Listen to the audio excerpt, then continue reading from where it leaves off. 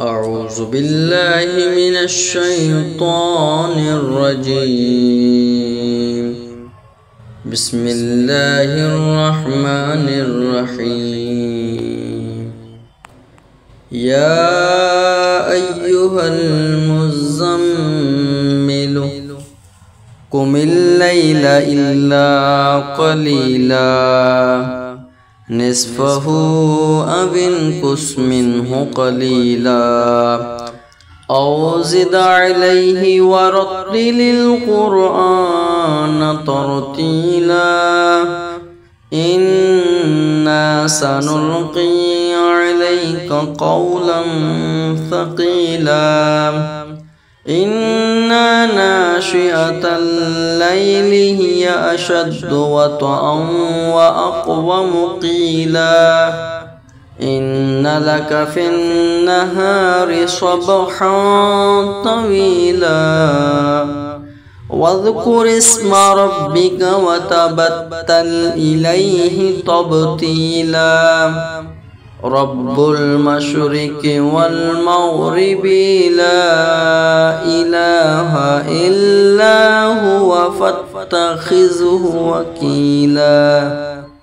واصبر على ما يقولون وهجرهم هجرا جميلا وذرني والمكذبين أولي النعمة ومهلهم قليلا إنا لدينا أنكالا وجحيما وطعاما ذا غصة وعذابا أليما يوم ترجف الأرض والجبال وكانت الجبال كثيبا مهيلا إنا أرسلنا إليكم رسولا شاهدا عليكم كما أرسلنا إلى فرعون رسولا فعسى فرعون الرسول فأخذناه أخذا وبيلا فكيف تتقون إن كفرتم يوما يجعل الولدان شيبا السماء منفطر به كان وعده مفعولا إن هذه تذكرة فمن شاء اتخذ إلى ربه سبيلا إن ربك يعلم أنك تقوم أدنى من ثلثي الليل ونصفه وثلثه وطائفة من الذين معك والله يقدر الليل والنهار